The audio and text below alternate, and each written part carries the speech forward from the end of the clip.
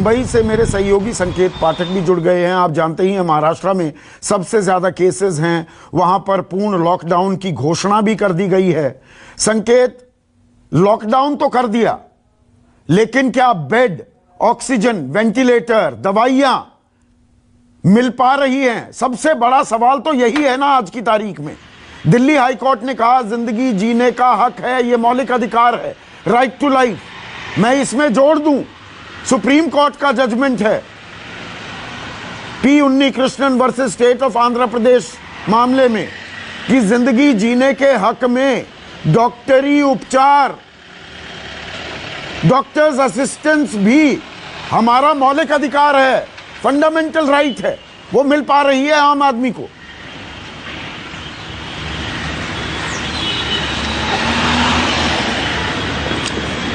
बिल्कुल संदीप जी, आपने सही बात कही। मैं देश की आर्थिक राजधानी मुंबई में मौजूद हूं। मुंबई जहां से सबसे ज्यादा टैक्स सरकार को जाता है, सबसे ज्यादा व्यवस्थाएं यहीं पर होना चाहिए, लेकिन मैं आपको बताऊं कि यहां पर भी जो हेल्थ इंफ्रास्ट्रक्चर है वो पूरी तरह से चरमरा गया है। हमने कल भी देखा था कि कई जगहों से ऐसी खबरें आई थी कि ऑक्सीजन सिलेंडर लोगों को नहीं मिल पा रहा है, ऑक्सीजन की कमी हो रही है।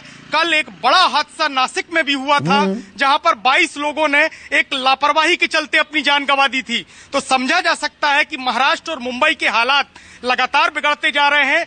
एक एक दिन में 500 मौतें हो रही हैं, यानी कि सीधा साफ ये संकेत है कि कहीं ना कहीं जो व्यवस्थाएं हैं वो नाकाफी हैं। सरकारें जो वादे कर रहे हैं वो कहीं ना कहीं नाकाफी है, सिर्फ कागजों पर दिखाई दे रहे हैं। क्योंकि हमने कई अस्पतालों में भी देखा है, कई मरीजों से हमने बात की, कई उनके परिजनों से हमने बात की, सबको कहीं ना कहीं कोई ना कोई दिक्कत जरूर पेश आ रही है, चाहे वो रेमडेसिविर इंजेक्शन की बात हो, चाहे ऑक्सीजन की बात हो। हालांकि जो मुंबई महानगर पालिका है उसका कहना है कि जल्द ही उनके पास 300 मैट्रिक टन ऑक्सीजन की सप्लाई होने वाली है, जो कि मुंबई के लिए जरूरी है।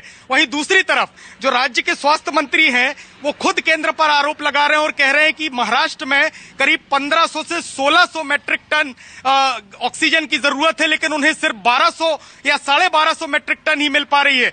तो समझा जा सकता है कि कहीं ना कहीं इसको लेकर राजनीति भी महाराष्ट्र में देखी जा रही है। लेकिन सीधे तौर पर जिस तरीके से आंकड़े सामने आ रहे हैं, 67,000 मामले, यानी कि करीब 30 से 40% मामले अकेले देश भर के महाराष्ट्र में हैं। ऐसे में समझा जा सकता है कि किस तरीके से व्यवस्थाएं यहां पर लचर होती दिखाई दे रही है। प्रशासन सिर्फ केंद्र सरकार पर आरोप लगाकर अपना पल्ला झाड़ते हुए दिखाई दे रहा है। बिल्कुल, ये केंद्र बनाम राज्यों की राजनीति हावी हो रही है। प्राथमिकता होनी चाहिए आम आदमी की जान बचाना, उसे भरोसा देना। और आप कुर्ला स्टेशन पर मौजूद हैं संकेत, मुंबई के। प्रधानमंत्री ने परसों देर शाम देशवासियों को संबोधित भी किया और खास जो मजदूर हैं, हमने मजदूरों का पलायन देखा, सबसे ज्यादा पलायन मुंबई से हुआ था। प्रधानमंत्री कह रहे थे, भरोसा दिला रहे थे मजदूर जहां हैं वहां रहें, लेकिन क्या वो वहीं टिके हुए हैं या अफरा तफरी इस मामले में भी? ये पलायन की जो दर्दनाक तस्वीरें हमने पिछले साल देखी थी, क्या वो दोबारा से रिपीट होती दिख रही है?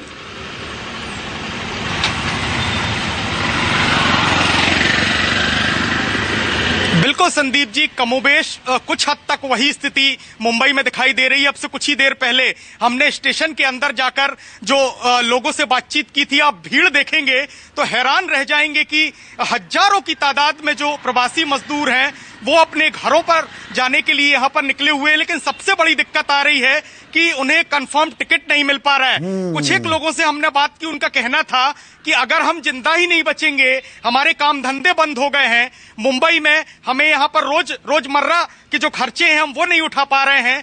आपको बताऊं कि मुंबई में जो ज्यादातर प्रवासी मजदूर हैं वो रोज कमाकर खाने वाले हैं। ऐसे में अगर उन्हें इस वक्त लॉकडाउन की वजह से परेशानी उठानी पड़ रही है तो कहीं ना कहीं सरकारों की भी इसमें जिम्मेदारी है, क्योंकि बहुत सारे लोग ऐसे हैं जिनको टिकट नहीं मिल रही है।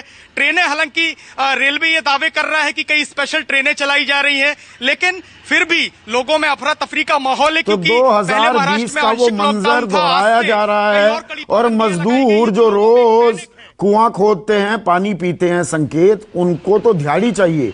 दिहाड़ी नहीं मिलेगी तो कोई डायरेक्ट बेनिफिट ट्रांसफर उनके खाते में कुछ पैसे आएंगे तो ही तो रुकेंगे।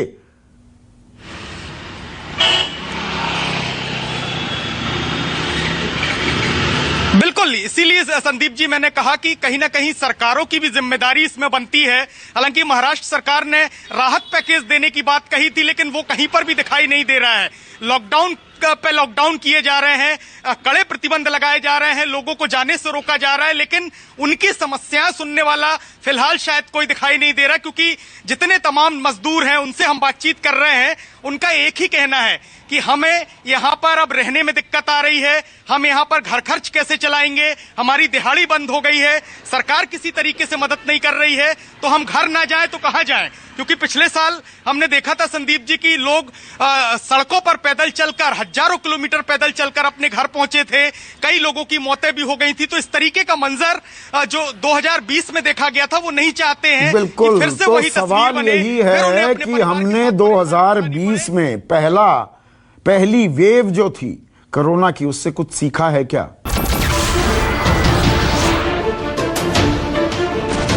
नमस्कार, मैं हूं मानक गुप्ता।